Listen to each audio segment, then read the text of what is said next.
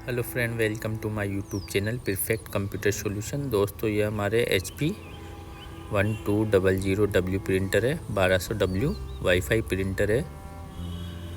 तो जैसे हम प्रिंटर को ऑन करते हैं तो इनिशियलाइज होने के बाद प्रिंटर रेडी हो जाता है, डिस्प्ले पर रेडी शो होता है।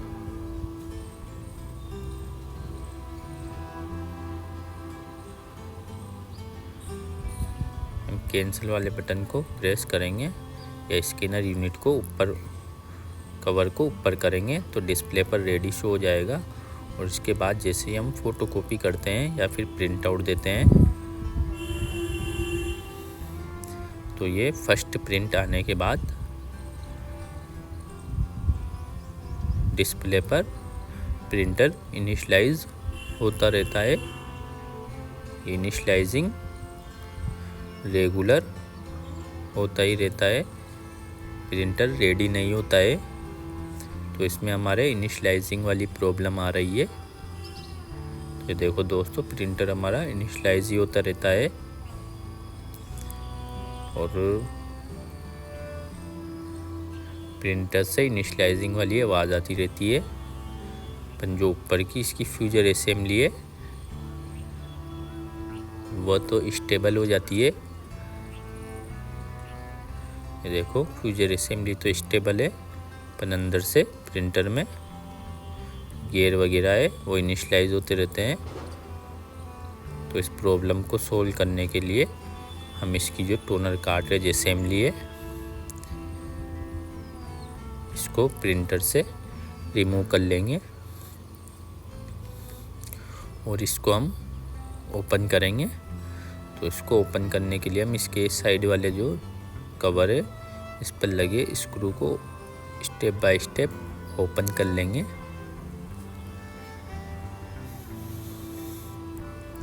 इसी तरह हम दूसरी साइड के स्क्रू को भी ओपन कर लेंगे।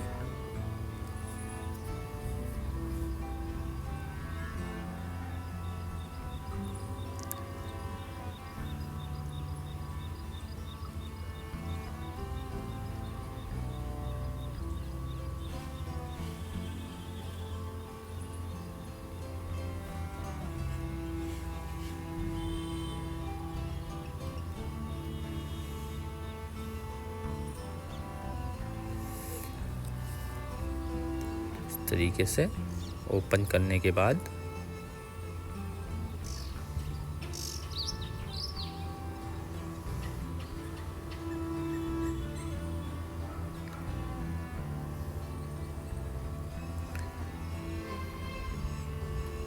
हम इस तरीके से चिमटी या लाइनर को लेंगे और इससे कवर को ओपन कर लेंगे। इसी तरह हम दूसरे साइड के कवर को भी ओपन कर लेंगे।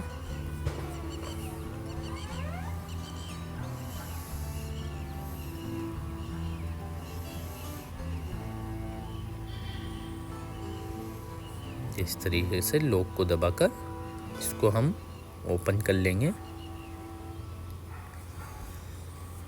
और इस तरीके से ये इसको रिमूव कर लेंगे। तो दोस्तों, ये देखो, जो इसका मैग्नेटिक वाला पार्ट है इसमें इंक एकदम फुल भरी हुई है और ये जो दूसरा वाला पार्ट है, ड्रम वाला पार्ट, इसको हम ओपन करेंगे। तो ये इस पर लगे स्क्रू को हम ओपन कर लेंगे और हम चेक करेंगे कि ये जो प्रॉब्लम आ रही है हमारे इनिशियलाइजिंग वाली प्रॉब्लम, वह क्यों आ रही है। तो हम ये इसी तरह दूसरी साइड के स्क्रू को भी ओपन कर लेंगे।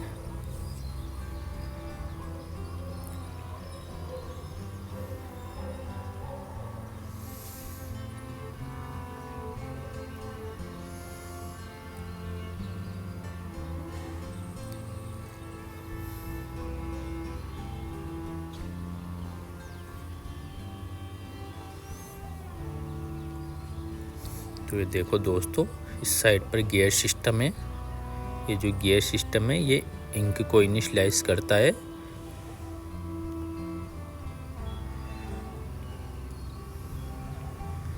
तो प्रिंटर ये जो पार्ट है, इस पार्ट से हमारे इंक को इनिशियलाइज नहीं कर पा रहा है, इस वजह से हमारे ये प्रॉब्लम आ रही है। इस वाले जो पार्ट है इसमें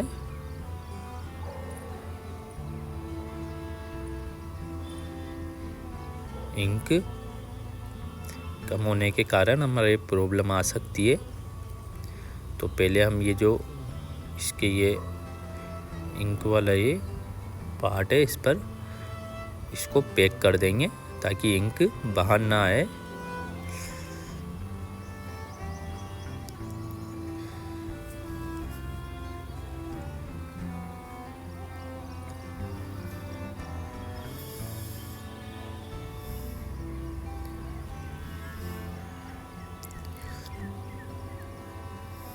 इसके बाद ये स्क्रू को ओपन करेंगे और ये ऊपर वाले पार्ट को भी हम ओपन करके चेक करेंगे।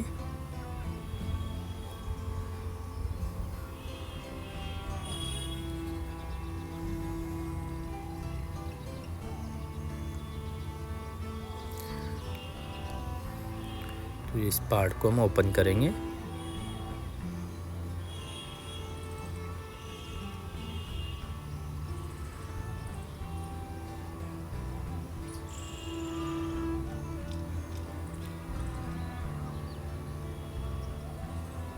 तो ये दोस्तों ये जो पार्ट है हमारा,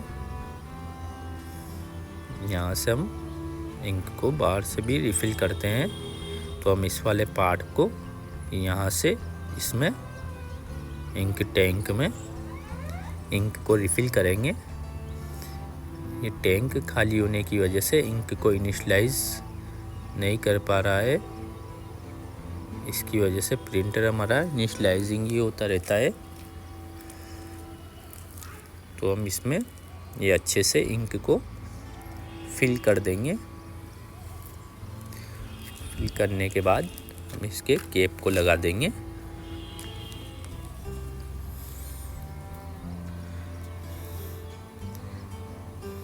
इसके बाद हम इसके जो साइड वाले कवर है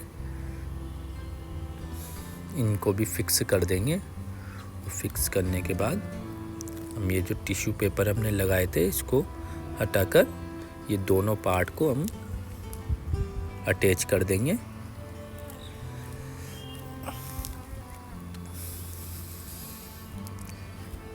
और ये अच्छे से अटैच करने के बाद इसके भी हम ये दोनों साइड के जो कवर है,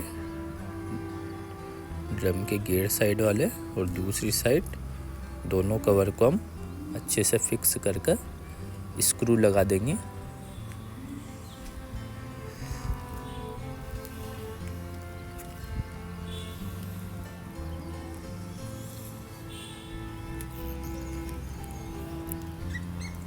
इसके बाद हम टोनर कार्ट्रिज असेंबली को प्रिंटर में फिक्स करेंगे।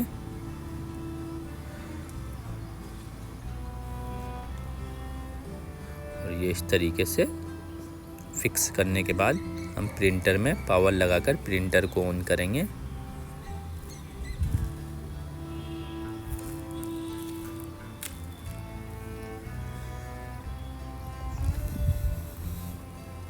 पेपर ट्रे पर पेपर को लगा देंगे।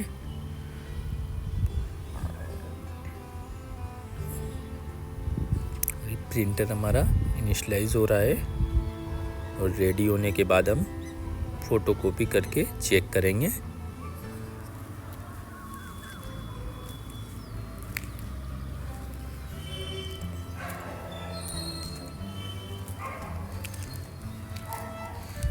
तो ये देखो दोस्तों, प्रिंटर हमारा रेडी हो चुका है। इसके बाद हम ये जो पेपर है इसकी फ़ोटोकॉपी करेंगे। तो इसके लिए हम फ़ोटोकॉपी वाले बटन को प्रेस करेंगे तो फ़ोटोकॉपी आना स्टार्ट हो जाएगी। और जो फर्स्ट प्रिंट आती थी इसके बाद प्रिंटर इनिशियलाइज ही होता रहता था।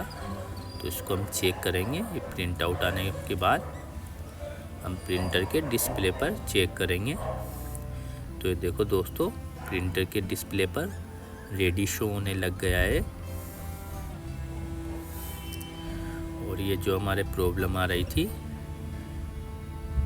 ये पार्ट में इंक नहीं होने की वजह से वो इंक को इनिशियलाइज नहीं कर पा रहा था। तो ये देखो दोस्तों, फिर से हमने प्रिंट आउट देकर चेक करे है, तो प्रिंट आउट आने के बाद डिस्प्ले पर रेडी शो हो रहा है। इस तरीके से आप भी अपनी प्रॉब्लम का सॉल्यूशन कर सकते हैं। ऐसी नई नई वीडियो देखने के लिए हमारे YouTube चैनल को सब्सक्राइब करें। Thank you.